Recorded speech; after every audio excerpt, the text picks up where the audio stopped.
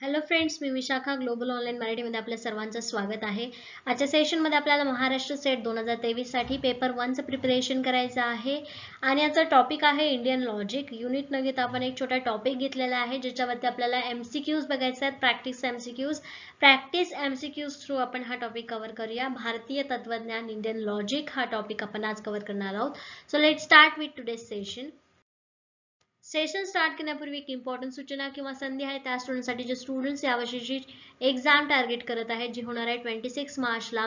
या एक्झामसाठी आम्ही एक टेस्ट सिरीज लॉन्च केली आहे specially for MS set paper 1 साठी, ज्याची बॅच स्टार्ट होते 15 फेब. फर्स्ट बॅच जी आहे ती फुल झालेली आहे आणि आता दुसरी बॅच सक्सेसफुली आपण नवीन लॉन्च करत आहोत, ज्यामध्ये टेस्ट सिरीज 50 टेस्ट असणार आहे. ठीक आहे, डेली एक टेस्ट तुम्हाला सबमिट केली जाणार आहे. 6 PM ला तुम्हाला टेस्ट दिली जाईल, जी तुम्ही एका तासामध्ये सॉल्व्ह करून देऊ शकता, सबमिट करू शकता. त्यानंतर तुम्हाला तुमचा स्कोअर समजेल आणि स्कोअर समजल्यानंतर त्यामध्ये तुम्हाला सोल्युशन देखील मिळणार आहे. ठीक आहे, पूर्णपणे जो सेट एक्झामचा पेपर पॅटर्न असतो त्याच पेपर पॅटर्न प्रमाणे ही टेस्ट सिरीज आहे आणि त्याच्यामध्ये तुम्हाला टाइम मध्ये पेपर कसा सॉल्व्ह करायचा याची प्रॅक्टिस या टेस्ट सिरीज मध्ये होणार आहे. एका टेस्ट मध्ये 50 क्वेश्चन्स असणार आहे, जसं सेट एक्झाम मध्ये देखील एका पेपरसाठी 50 क्वेश्चन्स असतात एका पेपरमध्ये, त्याचप्रमाणे हा पॅटर्न असणार आहे. ज्या टेस्ट सिरीजचा फायदा तुम्हाला नक्कीच मॅक्झिमम मार्क्स मिळवण्यासाठी होईल. 75% किंवा 75 मार्क्स याचे टेस्टमुळे, या टेस्ट सॉल्व्ह केल्यामुळे तुम्हाला मिळणार आहेत. भरपूर सारे क्वेश्चन्स तुम्हाला टेस्ट सिरीज मधले तुम्हाला एक्झाम मध्ये पण बघायला मिळतील. या टेस्ट सिरीजची फीस आहे 999 रुपये आणि इकडे दिलेल्या व्हॉट्सअप नंबरवरती तुम्ही मेसेज करून लगेचच आपल्या कोर्सला जॉईन होऊ शकता, लगेचच आपल्या या टेस्ट सिरीजला जॉईन होऊ शकता आणि आपल्या प्रिपरेशनला बूस्ट करू शकता. पेपर 1 प्रमाणेच पेपर 2 साठी देखील नोट्स आणि एमसीक्यूज आमच्याकडे अवेलेबल आहे. तिकडे सब्जेक्टची लिस्ट दिलेली आहे. या सब्जेक्ट लिस्ट प्रमाणे तुमचा जो सब्जेक्ट आहे त्यासाठी नोट्स आणि एमसीक्यू तुम्ही मागवू शकता. या दिलेल्या व्हॉट्सअप नंबरवरती मेसेज करून तुम्ही नोट्स मागवू शकता, ज्याची फीस आहे 1600 रुपये, पण 20% डिस्काउंट त्याच्यावरती आम्ही प्रोव्हाइड करत आहोत. आफ्टर डिस्काउंटची फीस होते 1280 रुपये आणि आपल्या प्रिपरेशनला बूस्ट करण्यासाठी या प्रकारच्या नोट्स आणि एमसीक्यूज खूप उपयोगी ठरतील. So let start. बघायचा पहिला प्रश्न आहे, which of the following category has been taken as a subject of negative cognitions नास्ती बुद्धी. ठीक आहे, खालीलपैकी कोणती श्रेणी नकारात्मक अनुभूतीची वस्तू नष्ट बुद्धी म्हणून घेतली गेलेली आहे. ठीक आहे, म्हणजे ज्या बुद्धीमध्ये काही नाही किंवा एखादी वस्तू जर असेल त्या वस्तूमध्ये काही नाही अशा प्रकारे त्याला काय म्हटलं जातं. ठीक आहे, नष्ट बुद्धीला काय म्हटलं जातं. ऑप्शन्स आहेत साध्यवदा, अनुपलब्धी, त्याच्यानंतर अपोहा आणि अभवा. ठीक आहे, अभवा इंग्लिश मध्ये इकडे अभवा आणि याच्या मराठीमध्ये अभाव पाहिजे. ठीक आहे, सो याच्यामध्ये नकारात्मक अनुभूती आहे आणि नष्ट बुद्धी म्हणजे त्याच्यात काय नाही आहे, निगेटिव्ह कॉग्निझंट आहे, म्हणजे हे अभाव आहे. ठीक आहे, म्हणून ऑप्शन इथे करेक्ट काय असणार आहे, ऑप्शन डी इथे करेक्ट असणार आहे, अभाव. ओके, पुढचा प्रश्न आहे, given below are two statements. खालील दिलेली दोन विधाने दिलेली आहेत, त्या स्टेटमेंट बद्दल कोणते दोन स्टेटमेंट बरोबर आहेत किंवा दोन्ही स्टेटमेंट चुकीचे आहेत काय ते आपल्याला सांगायचं. अशा प्रकारचे क्वेश्चन आहे. स्टेटमेंट फर्स्ट आहे, व्याप्ती between middle and major is derived from the uniform agreement in absence alone it is called कैवल्यातिरिकी इन्फरन्स. ठीक आहे, कैवल्यातिरिक्त अनुमान. स्टेटमेंट दूसरा है, कैवल्यवान्य form when the middle term is both positively and negatively related to the major term. मराठीमध्ये आहे, मध्यम आणि प्रमुख यांच्यातील व्याप्ती एकट्याच्या अनुपस्थित एक समान करारातून प्राप्त होते, याला केवल व्यतिरिक्त अनुमान म्हणतात. त्यानंतर जेव्हा मधली संज्ञा मोठी पदांशी सकारात्मक आणि नकारात्मक दोन्ही प्रकारे संबंधित असते तेव्हा केवल अन्वयी असे म्हणतात. ठीक आहे, आता वरील जे स्टेटमेंट आहे त्याच्याबद्दल करेक्ट आन्सर काय असणार आहे. Both statement first and second are true, both statement first and second are false, statement first is correct but statement second is false, statement first is incorrect but statement second is true. So याचं correct answer आहे option 3, statement first is true but second is false. ठीक आहे, याच्यामध्ये दोन्हीही मध्ये म्हटलेलं आहे सकारात्मक आणि नकारात्मक दोन्ही प्रकारे संबंधित असते, त्याला केवल अन्वय म्हणतात. पण हे चुकीचं स्टेटमेंट आहे म्हणून हे दुसरं असत्य आहे आणि पहिलं जे आहे ते बरोबर आहे स्टेटमेंट. पुढचा प्रश्न आहे, education is the process of natural development of the child into enjoyable and rational. harmoniously balanced, useful and hence natural life. Which school of philosophy of education believe that? ठीक आहे, शिक्षण ही मुलांची आनंददायक, तर्कसंगत आणि नैसर्गिक विकासाची प्रक्रिया आहे. सुसंवादीपणे संतुलित, उपयुक्त आणि म्हणूनच नैसर्गिक जीवन शिक्षणाच्या तत्वज्ञानाची ही कोणती शाळा आहे? तत्वज्ञानाची कोणती शाळा? विश्वास आहे. असा हा विश्वास कोणाचा आहे? वेगवेगळे विचार आहेत, वेगवेगळे तत्वज्ञान आहेत, त्याच्यामध्ये हा विश्वास कोणाचा आहे की शिक्षण ही मुलांना आनंददायक आहे आणि नैसर्गिक जीवन आहे. ऑप्शन्स आहेत रिअलिझम, त्याच्यानंतर एक्सटर्नलिझम, नॅचरलिझम अँड आयडियलिझम. सो याच्यामध्ये बघा मुलांना आनंददायक प्रक्रिया आहे, त्याच्यानंतर नैसर्गिक जीवन ही प्रक्रिया आहे. असं म्हटल्यानंतर ही तत्वज्ञान कोणतं असणार आहे? फिलॉसॉफी ऑफ एज्युकेशन नॅचरलिझम असणार आहे. निसर्गवादामधला हा प्रकार असणार आहे किंवा निसर्गवादामध्ये जे बोललं जातं त्याच्यामधलं हे तत्वज्ञान आहे. म्हणून ऑप्शन सी इथे करेक्ट आन्सर आहे. ठीक आहे. पुढचा प्रश्न आहे evaluate the view point. The child knows better than any educator what he should learn, when and how he should learn it. दृष्टिकोनाचे मूल्यमापन करा. त्याने काय शिकले पाहिजे हे कोणत्याही शिक्षकापेक्षा मुलाला चांगले माहीत असते आणि त्याने ते कसे शिकावे. Options are 100% correct, correct but not practical, correct and practical both, practical but not correct. आता ही सिच्युएशन दिली की मुलांना मूल्यमापन दृष्टिकोन कसा असला पाहिजे, मूल्यमापन कसं केलं पाहिजे की शिक्षकापेक्षा जे स्टुडंट्स आहेत, लर्नर आहेत, त्याला माहिती पाहिजे की त्याला काय शिकायचं आहे आणि कसं शिकायचंय. ठीक आहे. सो याचं करेक्ट आन्सर आहे ऑप्शन 2. बरोबर आहे, पण हे कसं आहे प्रॅक्टिकल नाही आहे, कारण त्याला पुढच्या गोष्टीचं काही नॉलेज नसतं, त्यामुळे शिक्षक त्यांना गाईड करण्याची गरज असते. म्हणून हे ऑप्शन बी इथे बरोबर आहे.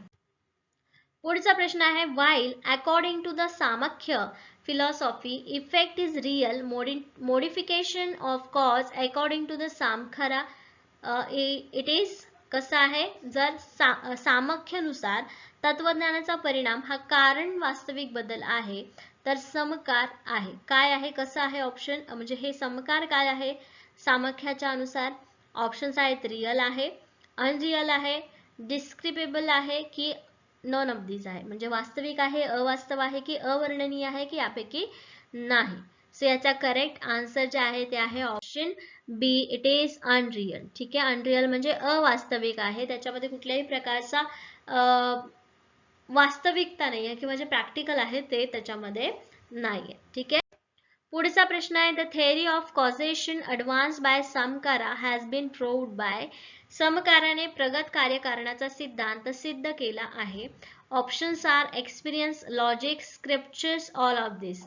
अनुभव, तर्कशास्त्र, पवित्र शास्त्र हे सर्व. ठीक आहे. सो याचं करेक्ट आन्सर आहे ऑप्शन 4 हे सर्व.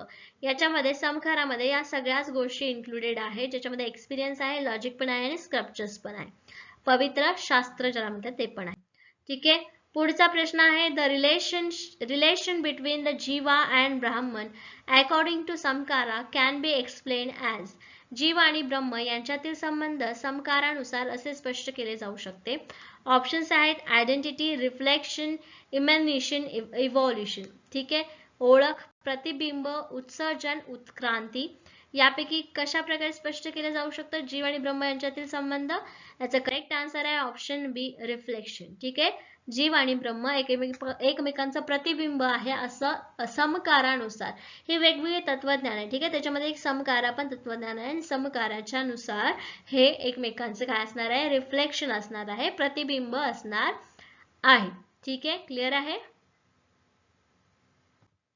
पुढचा प्रश्न आहे according to the theory known as अवाच्छदेवादा. ठीक आहे. कॉसेशन मीन्स अवच्छेदवाद या नावाने ओळखल्या जाणाऱ्या सिद्धांतानुसार कार्यकारणाचा अर्थ होतो. काय होतो. Options are destruction, annihilation, reflection, none of this. नाश, उच्चाटन, प्रतिबिंब यापैकी नाही. आणि याचं करेक्ट आन्सर आहे ऑप्शन 2 बी, एनिहिलेशन, उच्चाटन. ठीक आहे. पुढचा प्रश्न आहे Ramanujan's theory of causation is known as. रामानुजांच्या कार्यकारणाचा सिद्धांत म्हणून डॅश डॅश ओळखला जातो.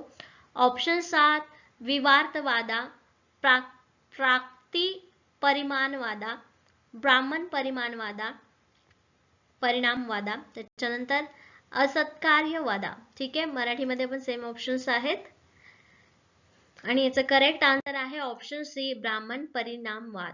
ठीक आहे, या सिद्धांतानुसार ओळखला जातो. कोणाचा सिद्धांत, कोणाचा कार्यकारिणी सिद्धांत? रामानुजांचा. पुढचा प्रश्न आहे, the indirect proofs for the existence of self according to the Jain philosophers are, Jain तत्ववेत्यांच्या मते स्वतःच्या अस्तित्वाचे प्रत्यक्ष पुरावे आहेत. काय?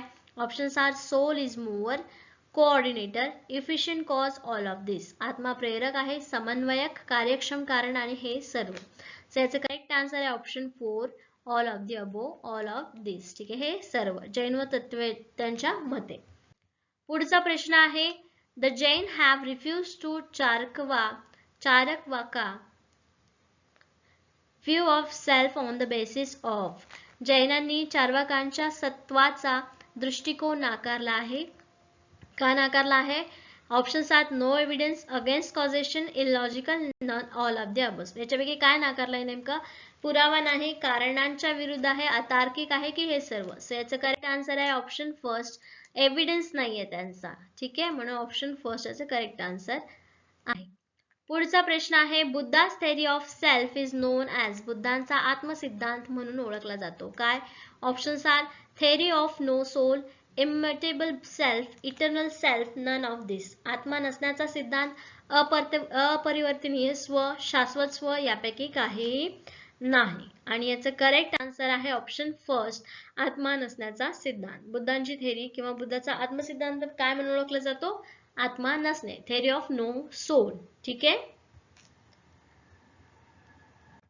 पुढचा प्रश्न आहे, Buddha's theory of self is similar to the theory propounded in the west by. बुद्धांचा आत्मसिद्धांत हा पाश्चिमात्य देशांनी मांडलेल्या सिद्धांतासारखाच आहे. तर कोणी मांडला होता पाश्चिमात्य देशांमध्ये हा सिद्धांत? Options are William James, David Hume, Bertrand Russell, all of this. William James, David Hume, Bertrand Russell and D option 4 हे सर्व. आणि याचं करेक्ट आन्सर आहे ऑप्शन फर्स्ट, विल्यम जेम्स. ठीक आहे, विल्यम जेम्स यांनी जी थेअरी मांडलेली आहे, आत्मसिद्धांत मांडलेला आहे, त्याचप्रमाणे बुद्धांचा देखील आत्मसिद्धांत आहे. ठीक आहे. पुढचा प्रश्न आहे, the existence of soul in Indian philosophy has not been accepted by the school known as. भारतीय तत्वज्ञानात आत्माचे अस्तित्व आहे, आत्माचे अस्तित्व म्हणून ओळखल्या जाणाऱ्या शाळांनी स्वीकारले नाही. ठीक आहे, ऑप्शन्स आहेत the Charvakas, the buddhist, the both आणि नन ऑफ दिस. चार्वाक, बौद्ध, दोन्ही यापैकी नाही. असं कोणी स्वीकारले की भारतीय तत्वज्ञानात की आत्माचं अस्तित्व नाही किंवा ओळखलं जात नाही.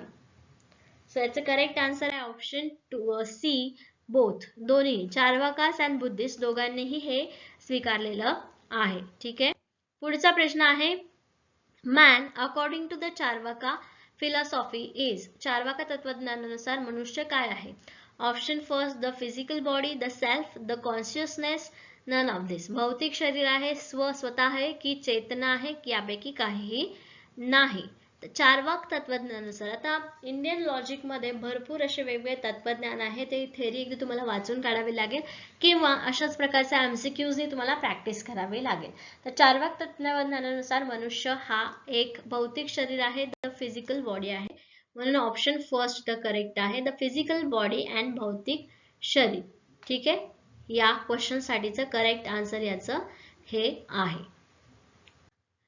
Okay, that's it for today. आजच्या सेशनसाठी एवढंच इंडियन लॉजिक वरती. नेक्स्ट सेशन मध्ये आणखीन काही एमसीक्यूज बघूया सेम टॉपिक वरचे. Thank you for today session. Have a nice day.